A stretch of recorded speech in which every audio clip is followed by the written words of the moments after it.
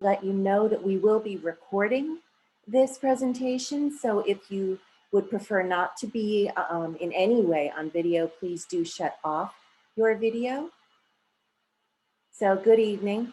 My name is Catherine Matthews and I'm the Education Director at Old North. And on behalf of all of us at Old North, welcome to tonight's speaker series event, How Fears of Passing Changed the 1930 US Census. Our guest speaker, Gabby Womack, will share a personal history that provides a lens into a national narrative that resonates even today. Participation in the census is constitutionally mandated for all citizens or residents of the United States. And although one might hope that the census would be a nonpartisan effort to collect data that will help shape process and policies and services, the reality is that the census has long been used as a highly partisan tool, and this continues today. Gabby's talk will be eye-opening. But before we get started, I'd like to share some news about upcoming events and new programming at Old North. First of all, coming up, Lantern 2021 will take place on Sunday, April 18th at 7 p.m. It is a family-friendly virtual event that celebrates the anniversary of the signal lantern shining from Old North steeple and celebrates the legacy of that night and of active citizenship. Lantern 2021 features fife and drum music, a performance of the poem Paul Revere's Ride, an original song by Ryan Allward, and presentation of the third Lantern Award to this year's honoree, Dave McGillivray, the race director of the Boston Marathon. So tickets start at $25, which provides Zoom access to the event. So theoretically, a family could be around a computer, just as we are tonight, watching. Following the event, we will be lighting the signal lanterns at Old North, which you can watch on Facebook Live. So please do visit our website for more information, and we'll put our website's address into the chat box. Also, coming up, on May 12th, the next speaker series event will feature city archaeologist Joe Bagley, who will take a close look at some historic structures in Boston's North End and what they might reveal about diverse histories. We'll be putting that on Eventbrite in the next few days, and when I send my follow-up email to you all, probably Monday, I hope to have the link in there. In other big news, we will be reopening Old North for visitors on Saturdays starting April 10th. And if you're local, we really do hope you'll come by to see us. So finally, I have to ask a favor of you, particularly if you are a teacher, if you know a teacher, if you might know a teacher.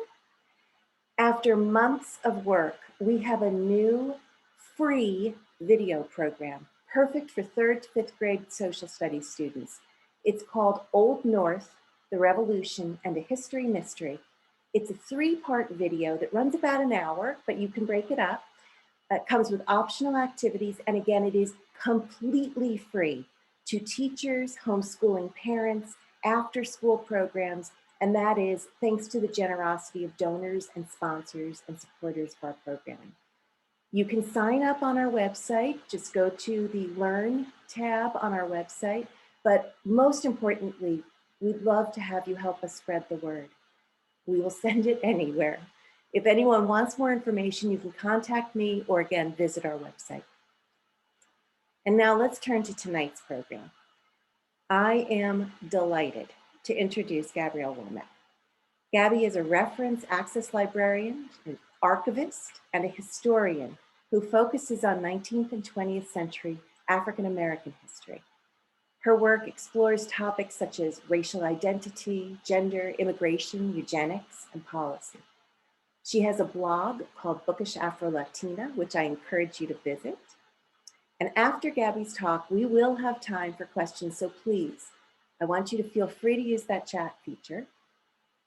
And now, everybody, let's make sure we're on mute, and I will pass the virtual mic to Gabby Womack. Thank you so much. I'm very excited to be here, and thank all of you for coming and seeing this presentation. I'm very excited. So I'm going to start sharing my screen right now. Let me just shift over to that. All right, and let's get the presentation started. All right, so I'm here to talk about how racial passing ultimately led to the US Census Bureau removing the mulatto category for the 1930 census. But before we get started, I do want to go over a few things that we're going to be mentioning today. So, our first thing will be a land acknowledgement, then a content warning, because seeing as this will include eugenics, I do want to make sure that folks know what we're getting into before we get started. I will talk about how my story relates to this research and then dive into that content. And of course, the Q&A at the end. So for our land acknowledgement, I want to talk about the fact that I am currently in North Andover, which is the Pennacook of the Wabanaki Confederacy's territory. So today, the Pennacook are no longer a distinct tribe, but many of their descendants can be found among the Abenaki people who currently live in New Hampshire, Vermont, Maine, Massachusetts, and Canada. So if you are unfamiliar with land acknowledgements or you want to know what land you're on, I would recommend that you check out native-land.ca. And that'll have some information if you just plug in your address. So for the content warning, I want to make sure you all know that there will be some disturbing descriptions of racist acts and language that's now understood to be offensive. So the terms I'm listing here are terms that will be throughout the presentation used in used historically. So I don't recommend that you use this in conversation outside of this. I don't recommend that you use this generally if you're not familiar with the time frame and you're not talking about this content. So I'm just putting it out there. All right, so let's begin with my story on this. This image right now is a picture of my great grandfather. This is 1926. He's outside of his place of work. You'll notice that he's standing among other light-skinned men. It's assumed that they're all white men. He would not be working there had they known that he was actually Black. So I think you all can see him. He's in the red circle there. This photo was shared by one of my aunts on Facebook, and I saw it for the very first time that way and asked about him and everything, and they were telling me some stories. So when I went to visit my grandmother in Philly, she showed me some more information about him. She showed me pictures of his father, all kinds of stuff. So I was very interested. And I was looking into our information on Ancestry, and that's when I stumbled upon these census records. So I noticed that in 1910 and 1920, he's listed as mulatto. I was like, okay, that makes sense. Yeah, he's mixed. But then I looked at 1930 and his census suddenly said Negro. So I was a little confused and I thought, okay, maybe this is something that happened to everyone. So I decided to look into that. And that's when I found out that the racial categories had changed and that that wasn't the first time that it had happened.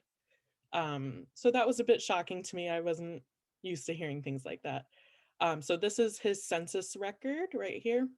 I have it in the box, and if you zoom in, you see Leroy. So my great grandfather's name was he called himself Roy, but that was his name then when he was 16, and it says MU, so that's mulatto, right there.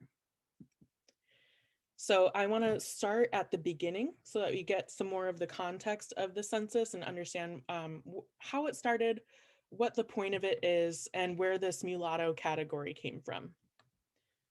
So in 1997, Professor David Theo Goldberg wrote, "In naming or refusing to name, existence is recognized or refused, meaning and value assigned or ignored, people and things are elevated or rendered invisible." Although mixed race people, known as mulattoes, existed long before the 19th century, they did not get a category on the census until 1850. So you'll see right there, it says color, white, Black, or mulatto. After 70 years of usage, the Census Bureau removed this distinction, which returned mulattoes to Negroes.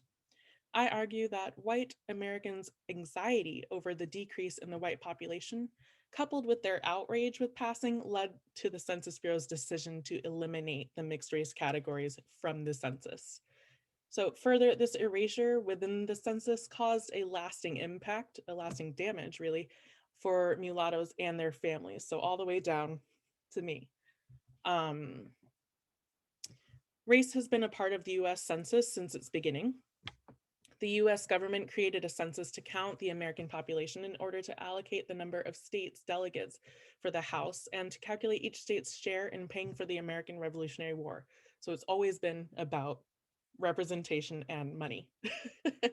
So Kenneth Pruitt, the former director of the US Census Bureau, claims that the Union might never have been established without the creation of the statistical race through the 3/5 constitutional clause, meaning, Black folks were counted as 3/5 of a person in this. And so as soon as that is introduced, that's when race becomes a part of the census.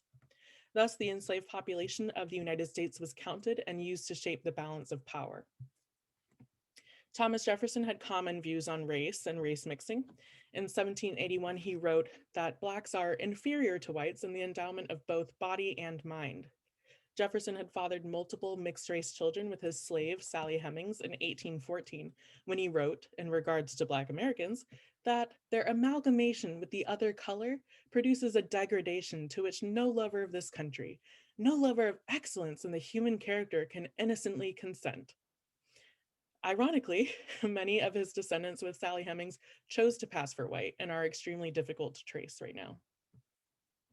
According to Pruitt, the mulatto category was added to the census after a Southern physician, Josiah Nott, convinced a Kentucky congressman that mulattoes should be counted in the census so that he could prove that they were less fertile and had inferior lifespans compared to the pure races. Nott was influenced by the work of Swedish botanist Carl Linnaeus, you might have heard that name at some point before, whose 1735 pamphlet often connected skin color to temperament and character. These are things that are still used today. Although the census maintained the mulatto category for 7 decades, the data did not confirm Nott's theory and was never seriously analyzed. During the Civil War, Census Superintendent Joseph Kennedy wrote a report to the War Department that was meant to help the war planning and execution, as well as give the department an understanding of how the country might recuperate from the war.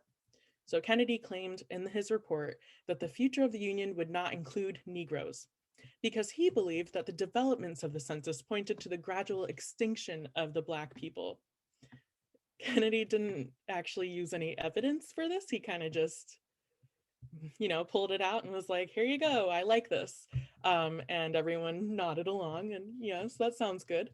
In 1890, Georgia Congressman Joseph Wheeler, so I'll bring that over to him. Joseph Wheeler requested that the census add quadroon and octoroon to study the effects of racial mixing. So quadroon would be someone with 1/4 Black ancestry. Octoroon would be 1/8. The statistics produced from the 1890 census did not address these mixtures. So they did include quadroon for a little bit there, but after 1890, that was no longer added. In Virginia, eugenicists John Powell and Walter A. Plecker used race science and their connections to the Anglo-Saxon Clubs of America, ASCOA, to push the local government to pass the Virginia Racial Integrity Act of 1924. This act prohibited interracial marriage and essentially determined that 1 drop of Black blood rendered a person Black. Today, that's called the 1-drop rule. There are still people who uphold that belief. Rothschild and Brenna Powell of Harvard University state that the former superintendent Robert Porter was of a mind to remove the mixed race categories on the census when he got his chance in 1900. So they did remove it for that census, but Congress did not have the census office's instructions for enumeration, so Porter was free to remove all indicators of Black-white racial mixture. This was just based on his preference. Right. So the Census Bureau was established in 1902 and transferred the responsibility of the census from Congress to career professionals at the Bureau. Though they could have continued to ignore the mulatto category, the Bureau reinstated it in the census in 1910 and 1920 by the request of Walter Wilcox, a university statistician. So right off the bat, you're already seeing how certain people are influencing what's on the census and how it's used and why. right? So the Bureau was able to remove the category again for the census in 1930 after Congress ceded control over the content of specific questions. The Census Bureau claimed to have removed the mulatto category due to very imperfect results in the past censuses. So this is sounding like some folks were using it and some folks weren't. So we're going to look now at what our country was like at the time. So let's look at the population. We have, this is 1890. This is the 11th census. And you see it says native stock. Native stock is not native people. That's white folks, y'all. Native stock is white people. Then we have colored people. They're talking about Black folks. They're talking about brown folks. Then you're going to see these immigrants here. So they're very concerned with who's coming here, who's making up the population. It's a huge deal for them. So while this appears to be sound reasoning to ignore that mulatto category, it also ignores the politics, the eugenics movement, the collective influences of the early 20th century in this argument that it's just very imperfect results, right? It just sounds really nice and succinct. So my research shows that the societal fears of passers actually led to this push for anti-miscegenation policies that also influenced the removal of the mixed race categories. The census was meant to present an image of the United States and its growth, but it reminded all who read it that white supremacy had not won. That's not something they want to hear. So keeping the mixed race categories would have continued to fan the flames of fear for white Americans. So that's fears of racial mixture, passers, and ultimately the decline of white supremacy. So keep in mind that at this time, Woodrow Wilson had just shown Birth of a Nation in the White House. The KKK had seen a resurgence. We're seeing people who were talking about eugenics as a big movement and the right thing to do. This is this is a popular theory for everyone. All right, so let's move on to the next part here. So mixed race people had been passing in as white in the United States for a long time, since before its founding, really. So Lemuel Haynes was a white passing clergyman who fought in the Revolutionary War. So he's right over here. We have Ellen and William Craft told the world about how she passed for white with her husband acting as her body servant in 1848 to escape slavery. You can find that book listed on my website. Patrick Healy was the son of an Irish immigrant planter. Oh, let me go back to him. And an enslaved woman. He became a priest in 1874 and president of Georgetown University. Although he and his siblings were legally their father's slaves, their father sent them to the North for before the Civil War, to pass for white to get an education. So I want to look more deeply into some of these other folks. So this is Anita Florence Hemings. At one point, she was a librarian at the BPL, and everybody in Roxbury, Mass, which is where she's from, knew that she was mulatto, right? But in 1897, she became the first Black graduate at Vassar College without any of them really knowing somehow. She had a roommate who was a wealthy girl, and her name was Louise Taylor. Louise Taylor was kind of jealous of Anita. Anita could speak multiple languages. She was known as one of the most beautiful girls in her class. Everyone seemed to love her, and I guess Louise didn't like that. So Louise had Anita's family investigated and revealed that they were not white. So this meant that her father hired an investigator to go to Roxbury, Mass, where Anita Hemings' family was, and look into her parents and her brother. Her brother was also in college at the time, but he was going to MIT and he was not passing. The Providence Journal reported a crestfallen Hemings appealed to the college president with the result that the girl was awarded her diploma.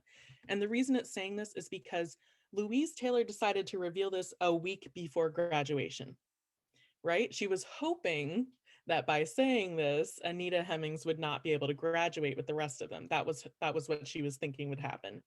That did not happen. Anita Hemings still got to get her diploma. She still got to go to graduation. So later, Anita Hemmings married Dr. Andrew Love of New York, who was also passing, and they moved to Manhattan and crossed the color line for good. So they no longer were associating with their Black family members, their dark-skinned family members.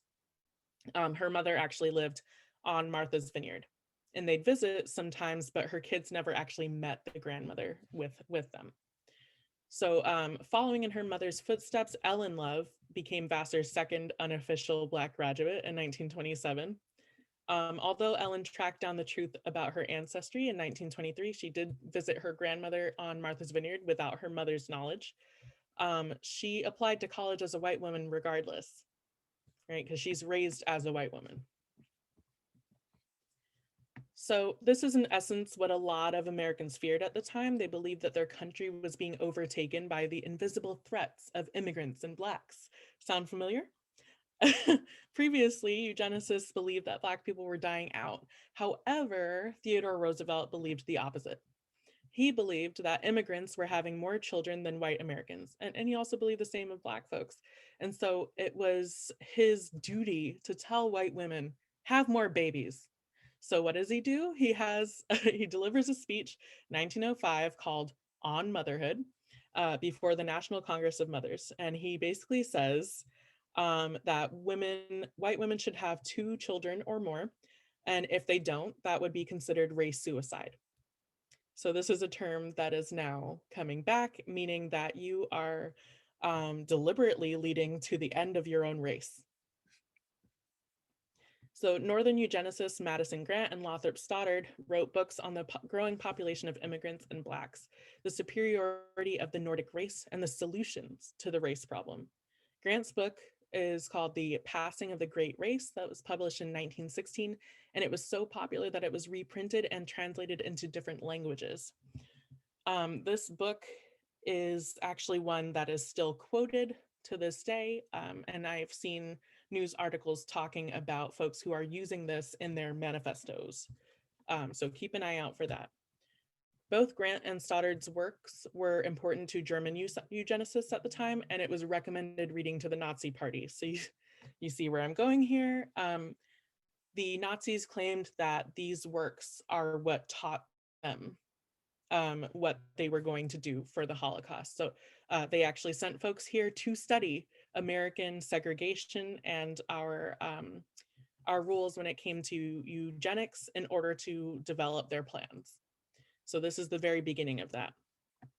Grant claimed that the unfortunate fact that nearly all species of men interbreed freely leaves us no choice in the matter. Either the races must be kept apart by artificial devices of this sort, or else they ultimately amalgamate, and in the offspring, the more generalized or lower type prevails. This is a direct quote from his book. So then we have Grant's student and colleague, Lothrop Stoddard, who was also concerned specifically about Black men. And his book is called Rising Tide of Color, The Threat Against White World Supremacy. So that's from 1920.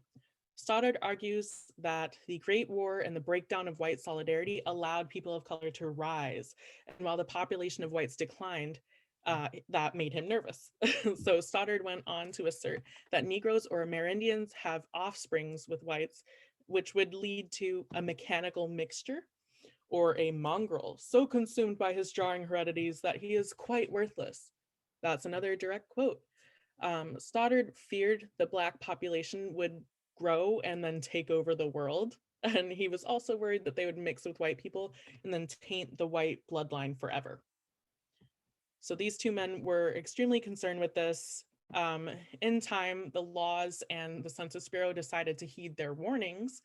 And so the enumerators in the 1890 census were given instructions that are resembling these on the slide. So between 1910 and 1930, 9 states passed one-drop type statutes. 8 other states already had similar laws, and the US Supreme Court ruled in favor of the Racial Integrity Act of 1924, which forbade miscegenation on the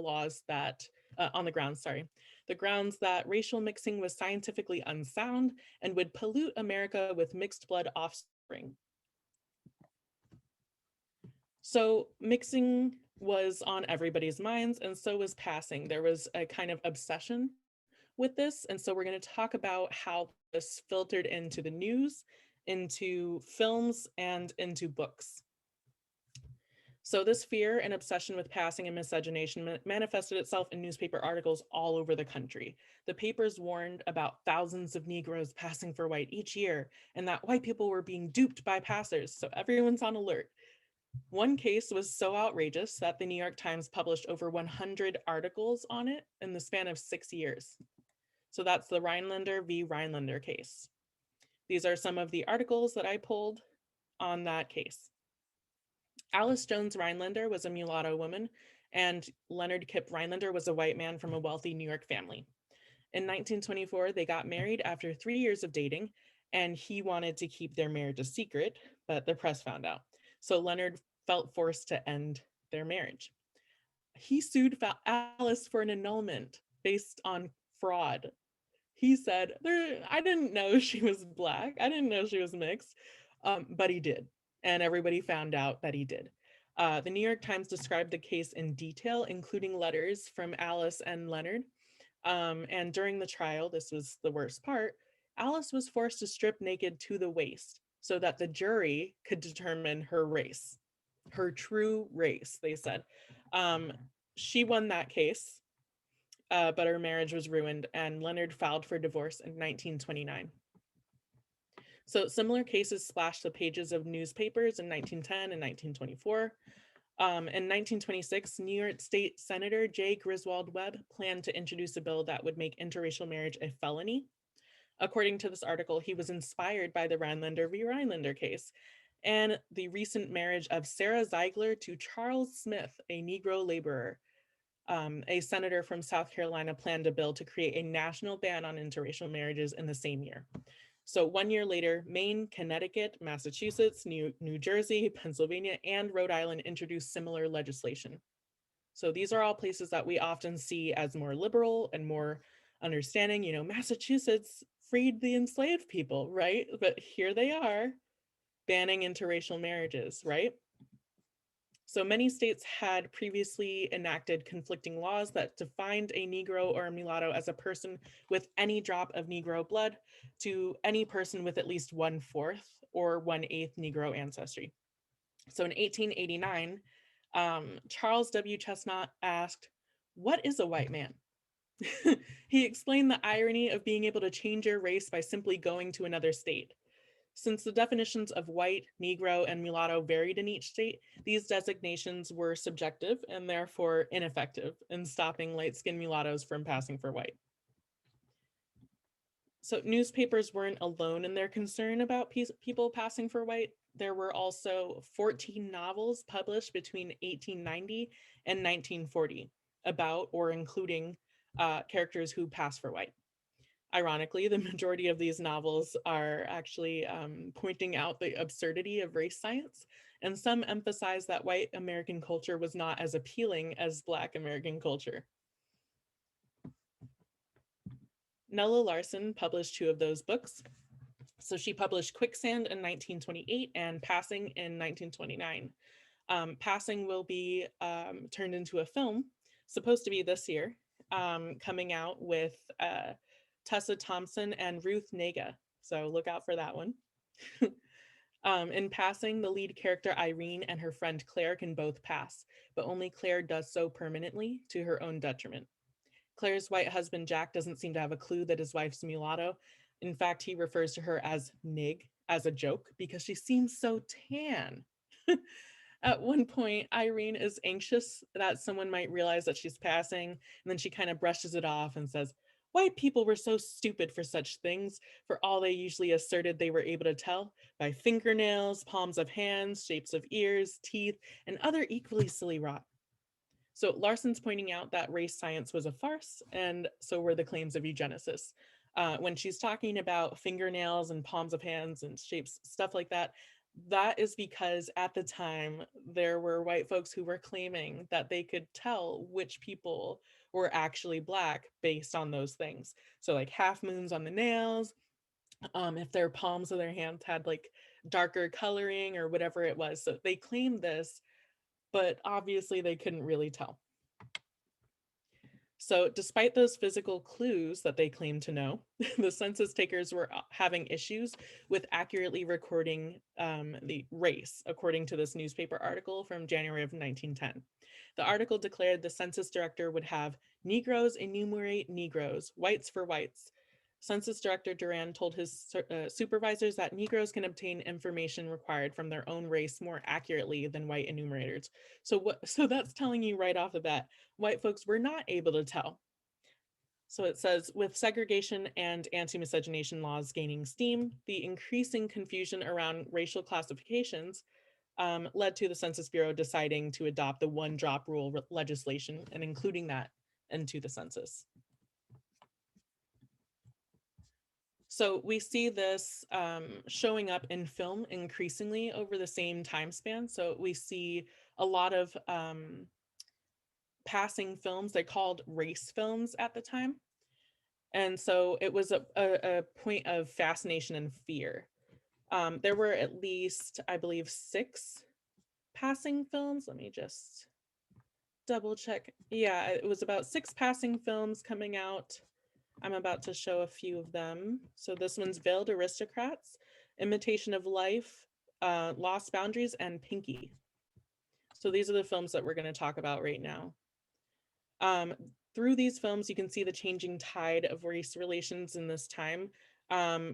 Imitation of Life, there's actually 2 kinds. So some folks might be familiar with the one that came out, I believe, in the 50s.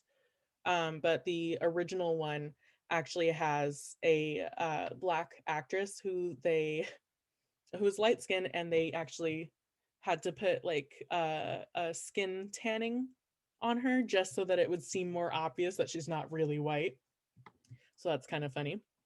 So we'll talk about Veiled Aristocrats first.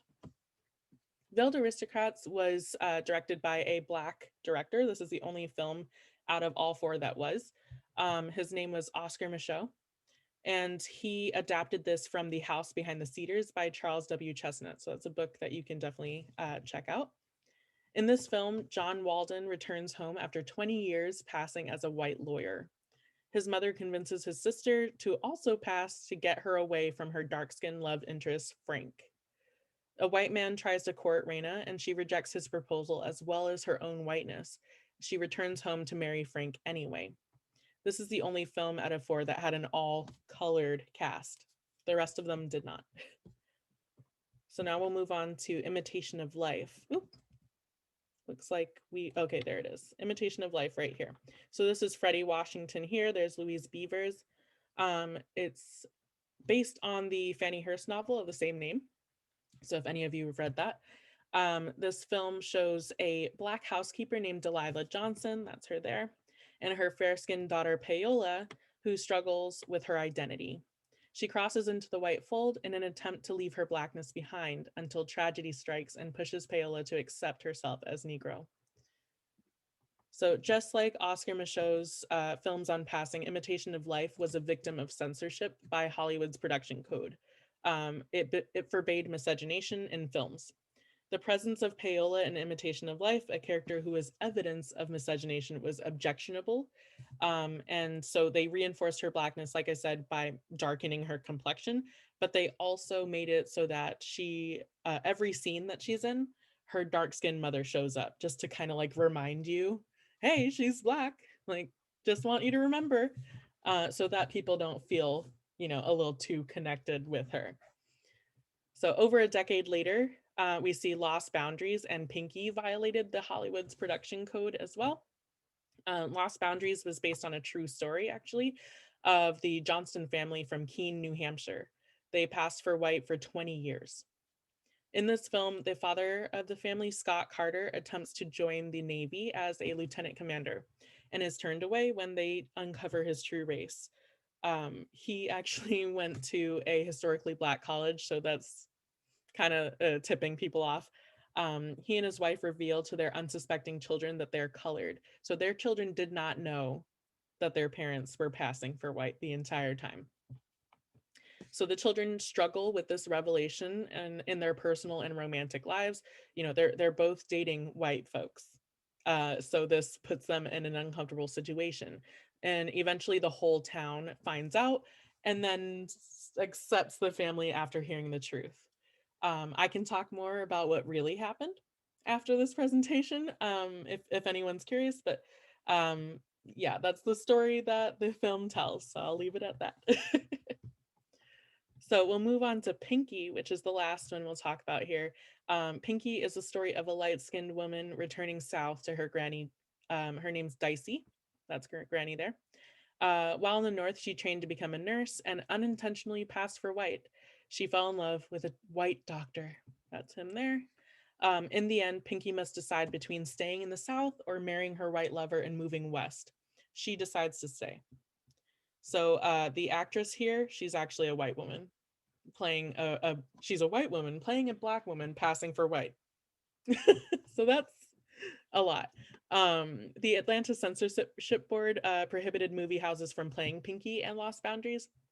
So in their court case against the distributors of Lost Boundaries, the Atlanta Censorship Board claimed that Lost Boundaries encouraged integration, which violated provisions of the city ordinances. So what exactly is it violating?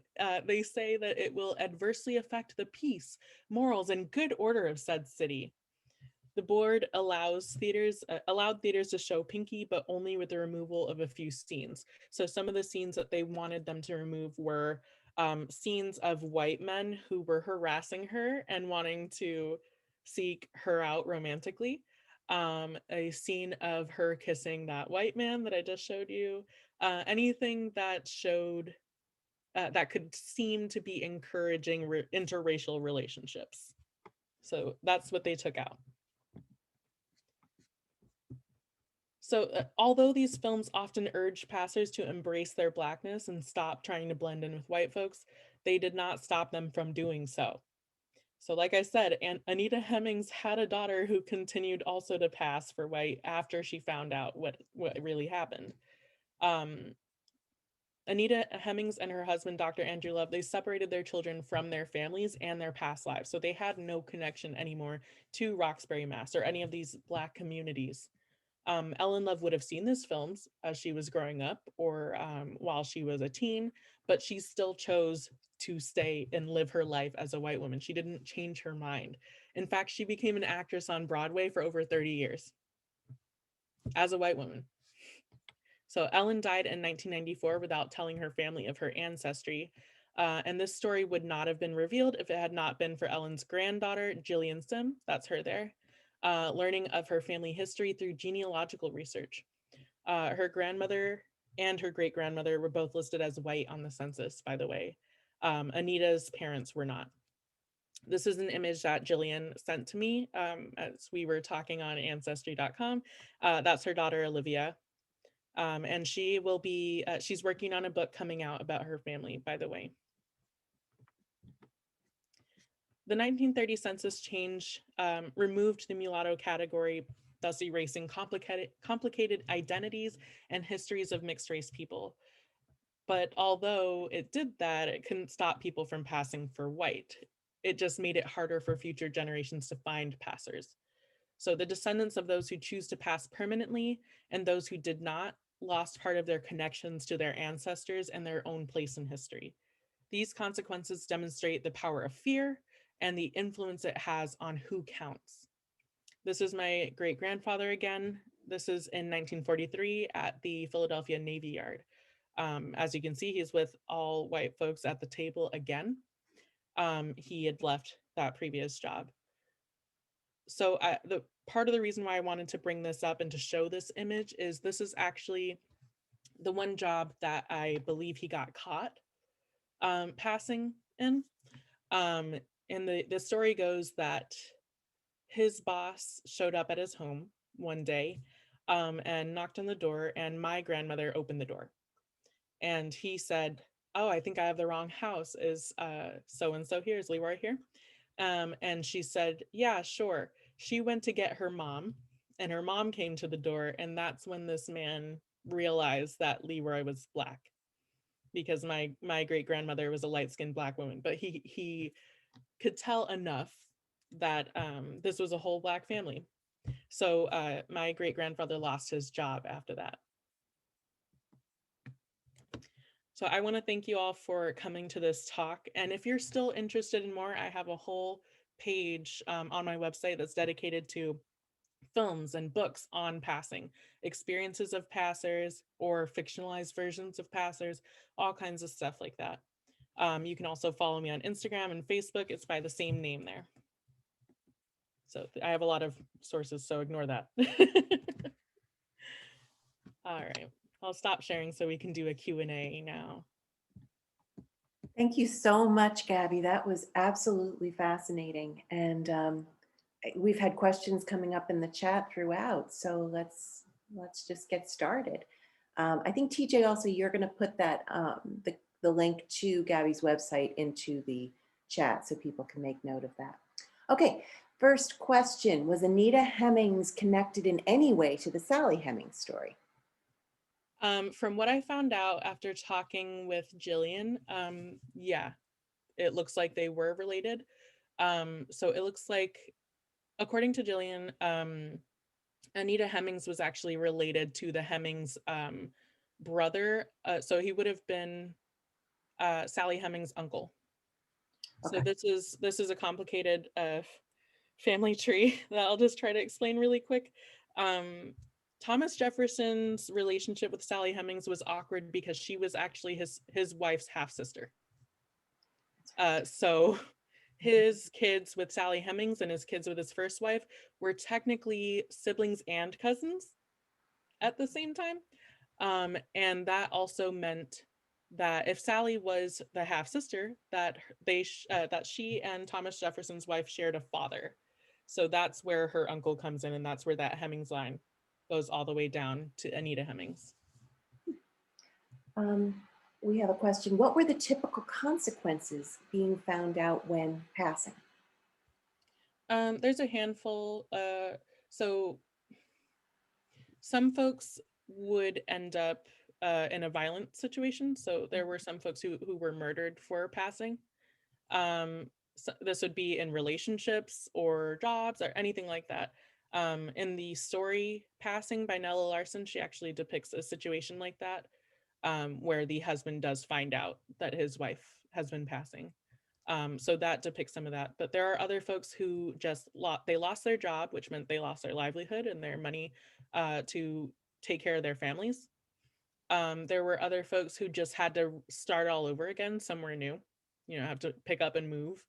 And other folks took that into themselves, and it led to depression, drinking issues, abuse, all kinds of things, because of internalizing the situation and not having a way out.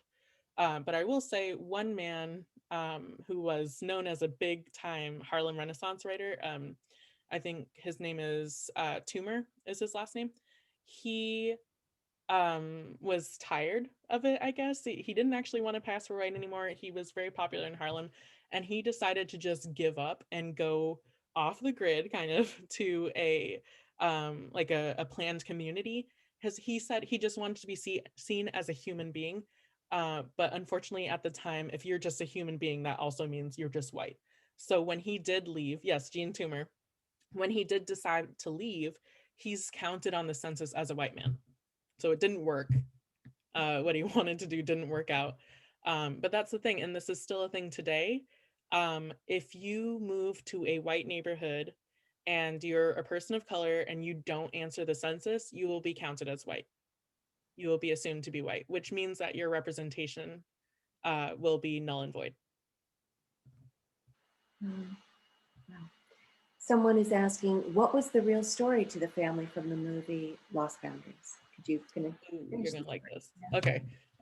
So I went up to Keene, New Hampshire to find some info at the archives there, and they have a whole section from the family. So basically it did start out where the town found out, of course, about these folks passing for white. And so everybody's having like this internal struggle because they're like, but I've been to their house and they're like on the board of everything. And then it got to the point where Ebony magazine had picked up this story, and everyone decided to go along with the whole like, oh, we're fine with this. We are forward thinking and such.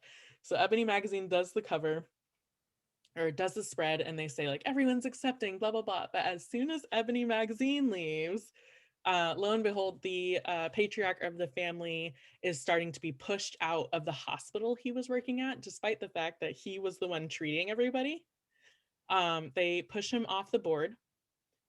He ends up trying to sue them for discrimination. They're like, no, it's because of malpractice, which there's no actual evidence of there being malpractice for him. So he decides to leave. Meanwhile, one of his sons is having kind of like this crisis, identity crisis, because he just found out he's Black. So he runs off to like find the meaning of what it means to be Black. You know, he goes to New York, he goes to Harlem, he goes to a few other places that he sees as like Black neighborhoods to try and, I don't know, try and figure out if he has anything that's inherently Black, which that doesn't really go well. And somehow the whole family ends up in Hawaii. So yeah, they kind of go, I think they just felt like they could escape that way and people would stop writing about them. And they got just kind of tired of being in the limelight. Uh, the father spoke out a little bit more at some speeches for historically Black colleges and about this situation. He kept trying to fight for recognition and everything, but yeah, it just ended up that it was better for them to do the fadeaway, I guess. Yeah, the trauma. I mean, what a trauma for them. Was there a similar fear of passing with other races, such as Native people or among Asian? Yeah, so they weren't so worried about Native people passing. In fact, they were actually trying to force Native people to become white. Mhm. There were, so that's the residential schools and stuff, you know, kidnapping Native children and taking them off to these schools and forcing them to be Americanized. So they had a different view of natives racially. They said kill the native and save the man, I believe it was. So that was a very popular mindset at the time. When it came to Asian immigrants, it was worse, much worse. Asian immigrants sometimes passed for Mexican, if you can believe it, to cross the border so that they could get citizenship. Because at one point in time, Chinese people were blocked from getting citizenship. There was a basically the US government came up with some quotas that they Mhm. wanted for certain areas. They would not accept any Chinese immigrants. They were a little bit okay with Japanese people for a little while, and then after that, we're like, nah, I don't want them. And then everybody else, they kind of basically any country that had brown people was the country that they were blocking. And then all the countries with white folks or people that they deemed close to whiteness in a way were the ones that they were allowing in without any right now they call it like papers or legal immigration. There was no illegal immigration until the Chinese Mhm. Exclusion Act. So that wasn't really a thing until Asian folks were trying to come in more. So that's the creation of Angel Island and all that stuff. So there were Chinese folks passing for Mexican, Native people forced to become white. There were it's a whole mess. But what's interesting about it in the middle of this whole thing is that Mexicans were actually there was a category in 1930 that popped up at one point for Mexicans, which was a huge deal because we had actually signed a treaty with them, with Mexico when we took Texas, Mhm. that we were going to treat Mexicans as white folks. So when they put that Mexican category, we were basically going against our own treaty by adding this racial category because we're not treating them as white folks by that point. So everybody had a weird designation, and 1930 just happened to be the time when everyone was up and like panicking about race. Um, Tom's asking, what did you learn about Latin immigrants? How were they classified? By particular country of origin? A lot of Latinos were classified as white, unless you were dark skinned, then you'd probably be put as Black. But for the most part, you're white. How does this intersect with the process of European ethnicities becoming gradually accepted into the white fold, like Irish and Italians? Um, this is going to sound weird. There was a court case actually for this situation, for two situations. There was one with a woman who was Sicilian American, and she was married to a Black man. Everyone got up in arms, and they had a court case and everything to decide whether or not she was actually white. And they decided she wasn't white at the time. So she can marry a Black man all she wants. But there were other groups who had already assimilated. So Germans had become white by that point. So English, Germans, like Irish people at that point were also becoming white. Italians were not quite there. They were getting close. But basically each of these groups that become white had to do a few things before they could be accepted. So that's assimilate, no more accent, no more eating your traditional foods, blah, blah, blah, all that stuff. And then there was also putting down Black people was a rule in a way, unofficial rule. So it was like, to become a part of this team, you have to also hate Black folks. And so everyone was like, okay.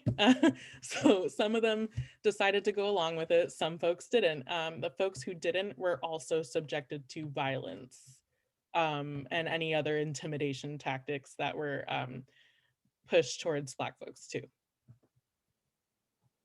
Yeah. Has anything changed for the 1940 census?